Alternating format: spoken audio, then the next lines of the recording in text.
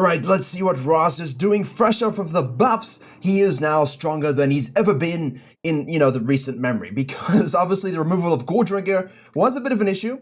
We have an Azir on our team, an Ornn on our team, and we're going to really focus on not only how strong KAYN is early, potentially, we'll see exactly how this game goes, but mostly, how can we use RHAAST to carry with a bit more damage-focused build, as you'll see. Obviously, going Sundered Sky, going Conqueror, into the Black Cleaver Sterex, that's the juice. You can do that, no stress. But I do prefer when you're trying to smurf it up or just control games with a bit more of that damage focus, you get a lot of heals too. You can do the Eclipse and the Shojin kind of tech also. There are obviously the Eclipse into the Black Cleaver Sterex variations. I'm not the biggest fan of the Sundered Sky personally in the playstyle. I do prefer the Eclipse playstyle, but hey, let's see what we do. We got here Rek'Sai clearing on the top side. We're doing a bit of vertical jungling. This is a thing about KAYN that I like, that a lot of people don't do, alright? Most Kayns, 99% of Kayns, start on the Raptors, yes? Here we go, we're on the Raptors, yay! And every jungler knows KAYN's on the Raptors. This is where you really want to shift things up and say, what if I'm not? What if I'm doing something else? What if I'm on the Wolves and doing my blue side? What if I'm invading you? And I think the tendency to always start Raptors for Kayns is definitely compromising. See here, he really wants to drag this out and go for this kill. Does he get a freebie over here? This is where I absolutely love the fact that he was respectful. You see all the pings? You see all the pings? And this is, again, exactly why this stuff is crucial. You absolutely must head over to Virkayu.gg. I have a free jungle improvement resource as well as a dedicated program where we have jungle video courses, jungle coaching VOD libraries, weekly free video content seen nowhere else, as well as Q&As and patch note rundowns, as well as a private jungle Discord. And if there's one thing I'm good at, it's making junglers reach their goals, as we saw with the record number of people hitting them at the end of Season 13. If you want to climb faster than anyone you know, jungle diff every game you play, click the link below or head to Virkayu.gg. Watch this. The Rek'Sai is going to finish off this side over here. When does exactly KAYN show? Boom, here. The Rek'Sai doesn't notice. The Rek'Sai now does not press tab immediately to see what's going on, to recognize what's going on. But at the same time, as she finishes off the Raptors, she's observing very briefly, and it's not quite enough time to truly see what the KAYN has done. You'd be forgiven for not noticing. But the most important thing is, as you see from the pings, who's pinging this actually? It's the Rel basically saying, look, he stole your blue side, 100%, because I saw the buff, but the Rek'Sai did not.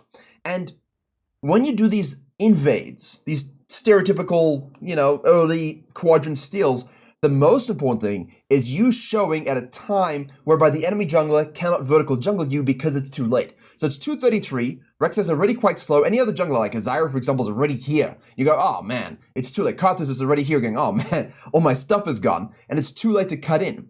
That's why I always recommend warding here if you don't plan on doing anything weird. Even against Kayns, like as Rek'Sai here, you have the scanner, which is cool, obviously. We see wards, we clear wards. KAYN now is going to go to the mid lane because he sees a translation gank. Again, don't be obsessed with your camps.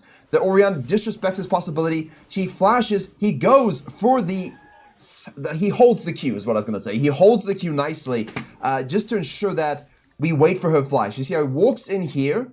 He's going to hopefully auto-attack Q, which doesn't need to do, just go straight for the Q. And then she flashes thinking the W is coming, and now we can hit the W after the flash. And of course, now we can do that Mega Flash auto-attack. Gaming's one more, please, or Azir can do it. Beautiful, beautiful gank. Now, Rek'Sai is lucky that KAYN does this, because now she actually has time to go ahead and to the blue side. I think from Kayn's perspective, at this stage, with your HP being a little compromised, and your top laner dying to the Thomas Kench, you just accept, look, if Rek'Sai is on my blue side, Rek'Sai is on my blue side, that's it. And that's okay. I'm basically saying, look, I can control mid, and I can control bottom lane, and that's fine. If she takes all of these things away from me, that's good, because that means she's not doing what Rek'Sai is good at. Rek'Sai is good at ganking and applying that tempo advantage, but if KAYN has more than she does, huge, right?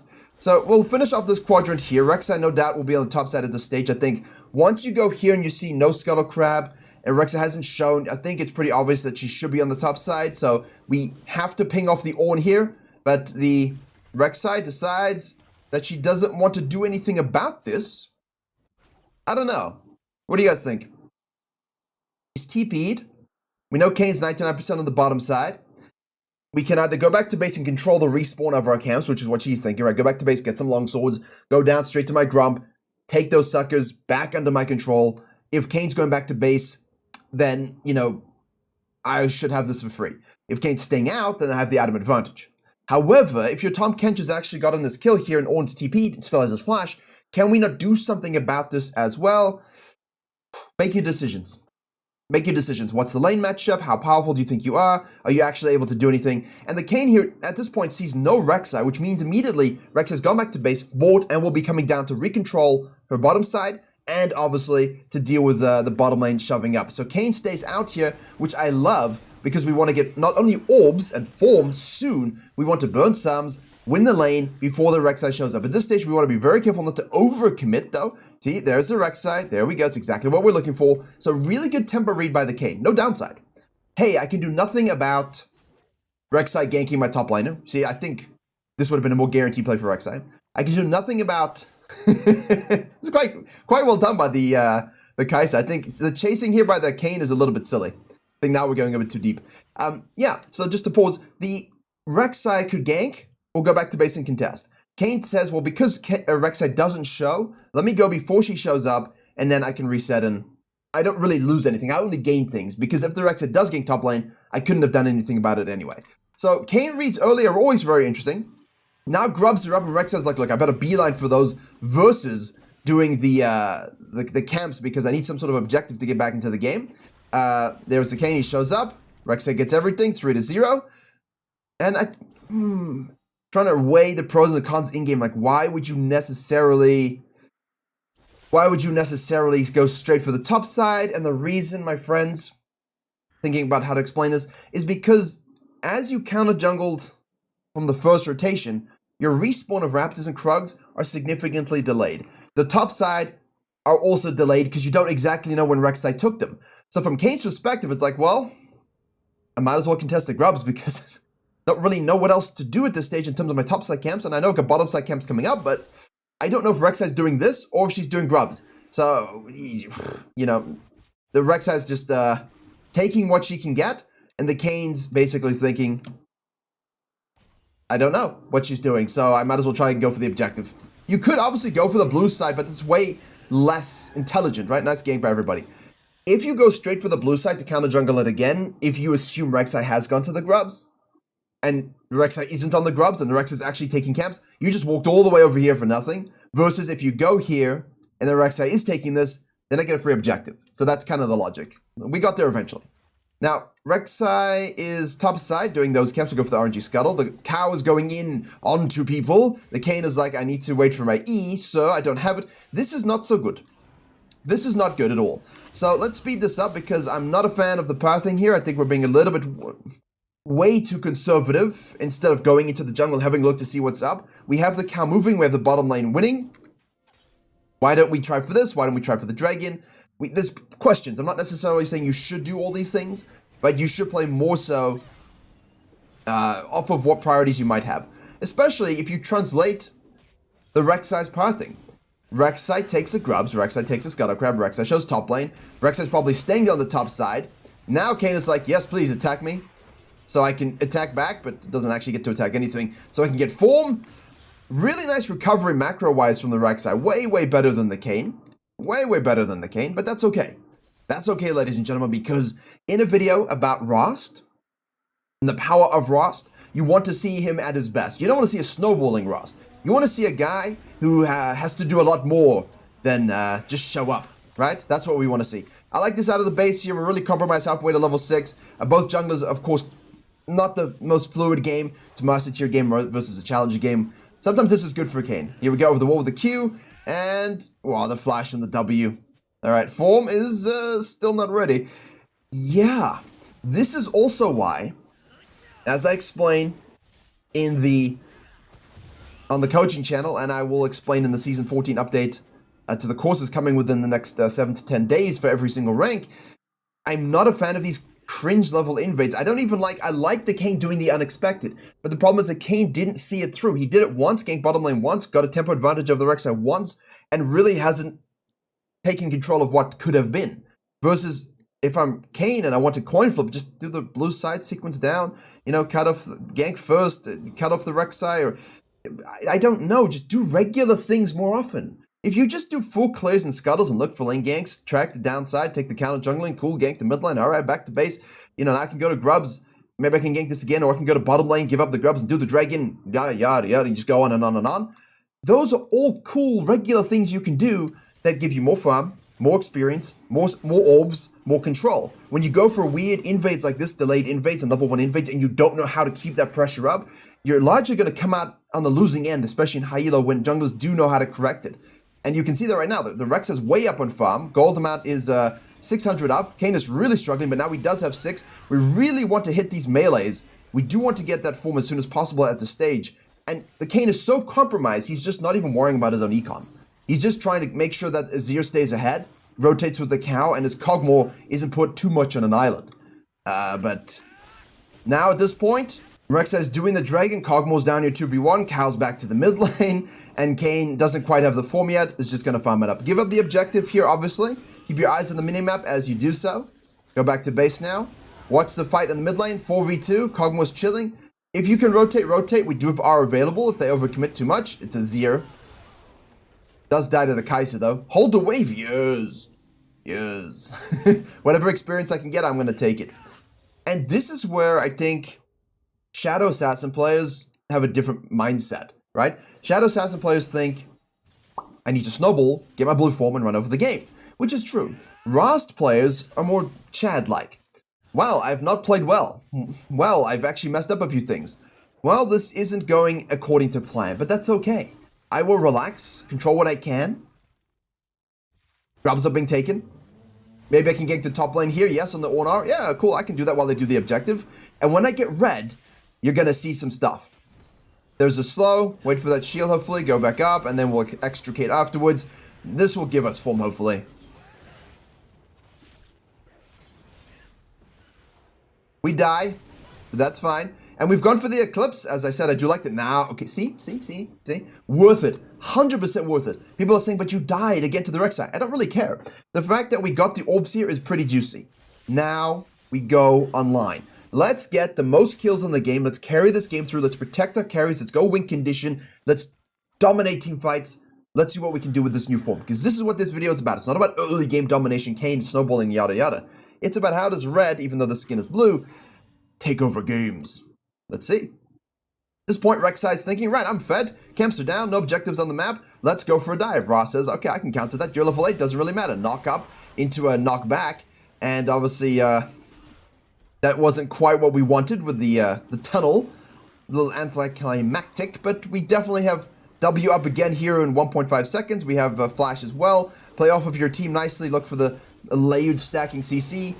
I do think we're being a little too cautious here with the W. I do think we could have maybe gotten a little bit sooner, but that's fine. 7 seconds on the E. We can control this sucker right here. All right, there we go. Cool. 2-2-2. Gold amount now, 5.4k for the Rek'Sai. Rek'Sai, don't think you win this anymore. I'm RHAAST now. That's why this is... Oh, the Orianna shows. Hold up, we do have R up. Full commit. Oof. Oof, oof, oof, oof, oof. We lose it, but that's fine. Again, we can stick to it. We've got a huge...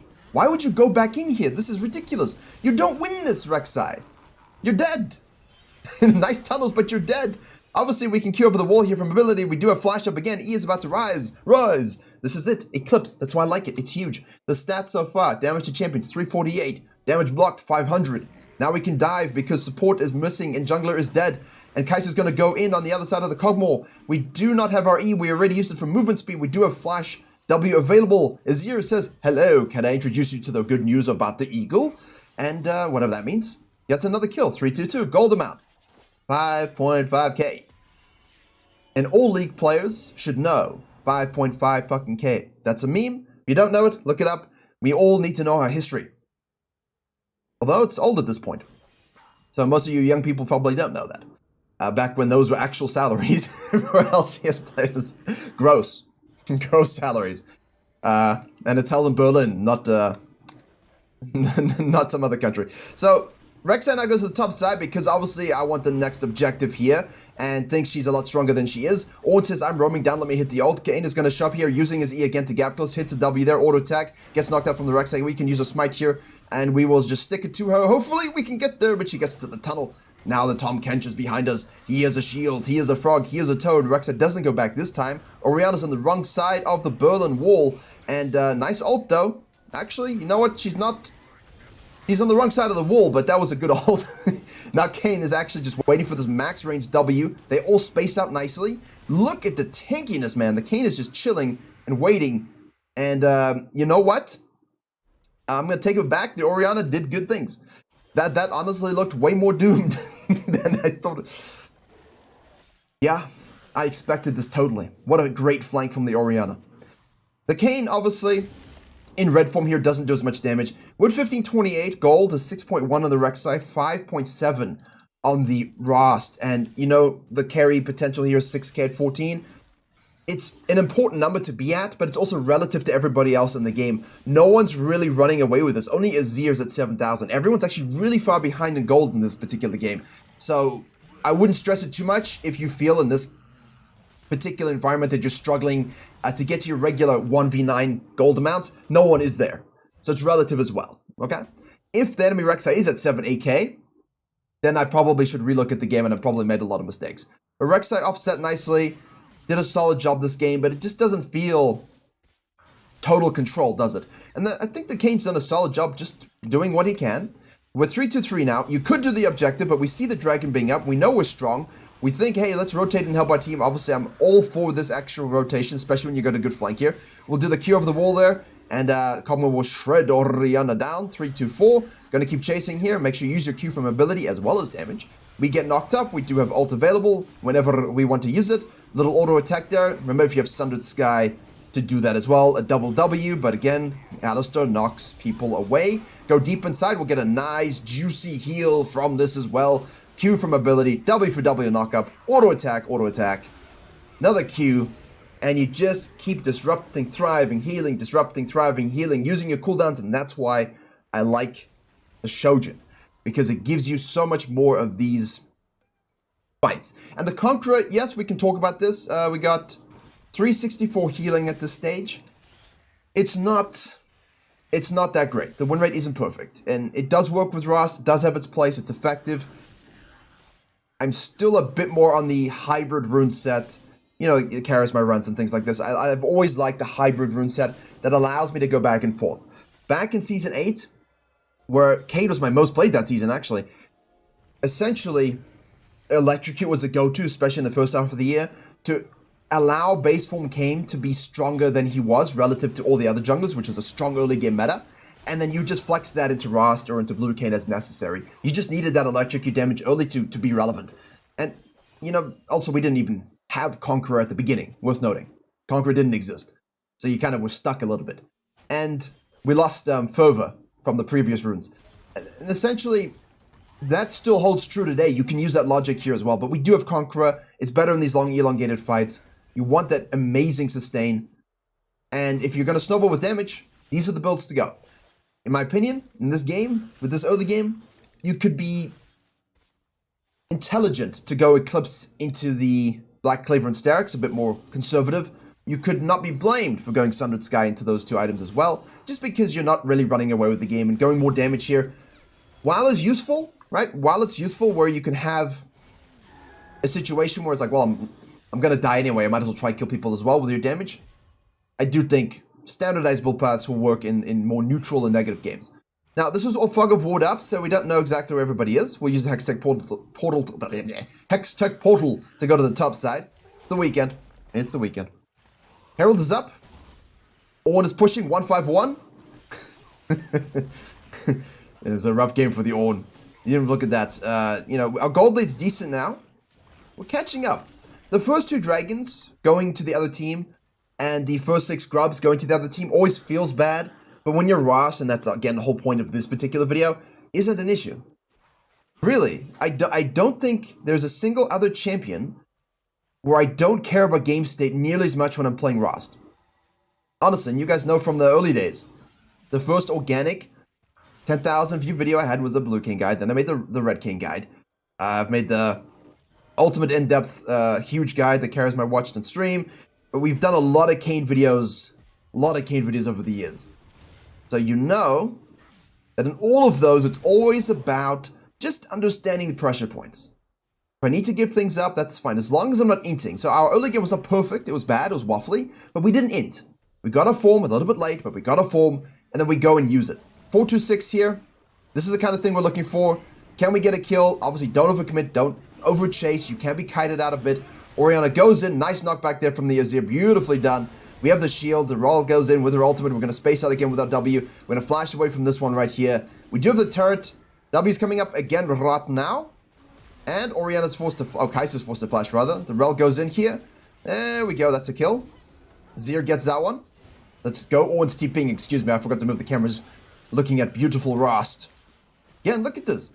CC, mobility, damage, heal. CC, mobility, damage, heal. Repeat, repeat, repeat. Unrelenting. Unrelenting. The difference between your bad RHAAST and your good ones, not this early game, but in this kind of situation. Have you noticed he plays it a little bit more assassiny than sort of like Volibear Warwick sitting in the middle just Udyr gaming? He has to go out a bit, and in again, and out again. You're not just trying to go too deep. You're not a tank. You are kind of a sustain thing tank, but you're a fighter disruptor that can also be a bit of an assassin. But your CC and your disruption is important, so if you need to leave fights to go back into them, always do that. Do not feel afraid to do that, and play around your cooldowns now with this one here, non-ultimate spells, 15 ability haste. Huge. Huge, huge, huge. And I mean, I'm trying to think, I mean, I don't know why they buffed us last year. 500 HP on these things, the Titanics and the Stereks and the Gold Drinkers and the Strides and the Shojins. That was a horrible time. But they're much more balanced now. And I do like this combo. But this combo is not for this situation right here. You don't want to be being run down by 4 people. Alright, this is it. This is it. This is the game. Ornn goes in, double ult knockup. We'll play around this thing. We're looking for CC spells onto the Kai'Sa. We'll queue back in there and get that kill. Orianna ults us up. Now we're splitting in the middle of the team. We're going to go left onto the Tahm Kench to keep our carries alive. Usually W for that as well. Beautifully done, right? Play off of the CC from your teammates onto their carries, and then choose, do I go left or right? If you're the assassin, you can kill everybody else, go right. If you have a bit more of a peeling kit, where you can save your carries, like the Azir, go left. And that's exactly what we've done, 6-9. This is where I really like the hero games. Now we get into the jungle. Rex is like, but I did okay. You did okay, but you're not RHAAST, and honestly, it was... You never were really in control. Even though the KAYN was not playing that great, you weren't really in control of the situation, and he was always showing up and doing things. Ornn, for some reason, is dying. So now we counter the Baron. Happens. Split push Azir. Keep your eyes on this. Take this one here to give us vision. We like that. We see this. See, if you blue KAYN, you just go kill the Orianna. No. Zhonya's. We got a good flank here as well. Careful. Don't want to be assassinated, but the threat of him here is huge. Also with the blue smite, sorry, with the green smite, it's fine, you can do that. We do have the Herald to use. We need to choose our pressure point for that very, very shortly. Kai'Sa goes top lane, and all you're doing now is the same thing, looking for that flanking angle, Hextech portals, love this as well. Wait for the knockup, or give the double knockup, that works also. Now we can auto attack Q in, we can keep auto attacking now, and we can then ult, and she dies. Full stacked Conqueror on those ratios. Really nice. Really, really nice. 1500 damage to champions on the Eclipse. 2000 damage blocked. And we have Shojin's Resolve. Now we have 500 HP. Yeah. And obviously don't forget, yeah, I always forget that the spell hit grunt stacks up to 4. Deal increased damage as well. So the sustained fights with the Conqueror is always a classic thing. It's not just about the haste. Look at this now, like, don't you feel so free and liberated? You've survived a bad early game, a rough early game, you haven't made the best decisions, you had to give up grubs and dragons, but you knew you were gonna go red. So you knew you could just be in this situation, so you're relaxed. Honestly, it's one of the really fun champions to play when it comes to scaling. And I think a lot of people, a lot of good KAYN players, know that he's pretty damn strong early, and would actually probably hold that thought, rotate over to save our Azir, and now we 1v9. I don't... Let's see what we can do. That should definitely be a dead Kai'Sa at the very least, and they all split up instead of actually trying to do anything about it, because the threat of red is too good. There we go, yeah. A lot of good KAYN players all know that he's way stronger early than people think. So if you ever see a KAYN player complaining about his weak early, and... You know, right? This is great, though. This is great. 10-2-9. fully upgraded. Orion on the bot. It's been such a subtle turnaround. I love it. It's an easy game. Easy life. Take the Baron. Go back to base. Buy your Sterex Gauge. Great third item in this particular situation. Do we need the Black Cleaver? Not really. Hello, Rel. Why are you doing my Krugs, Rel? Who said you could do that, Rel? Huh? Oriana split pushing. Cow is rotating. Hits the knock-up. Remember when that used to be really difficult to hit? TP being committed. Perfect. Cool. Our team are coalescing and collapsing. A vortex is forming. You could just... Azir could just... He has no TP. Okay. You can either win the fight or you can just push mid lane. Honestly. I actually prefer... And I know this is... Oh, nice. I prefer as Red Kayn here if people just push. Like, I feel like I can handle this a lot. Obviously, that's where this build is not so good. Do our team just carry? It's always funny how this happens. Hey, that's a classic. Kayn took 3 people with him, forced them to deal with him. His team cleans up and they can probably end the game, yeah. But that's where this build's a little less effective. You know, you die a lot quicker if you go too deep and misplay it and miss your spells or just go against people at this stage in the game. You can die, so bear that in mind. But overall, really happy with the buffs. Think, obviously, Dark Harvest and Conqueror have their choices and places depending on your style. You can go this build, you can go more conservative fighter build. It just feels like he's in a much better position. He's playable, he's 1v9. Just relax. Master your early game though, but otherwise you can relax. Thank you very much for watching, and as always, I will see you all in the next one.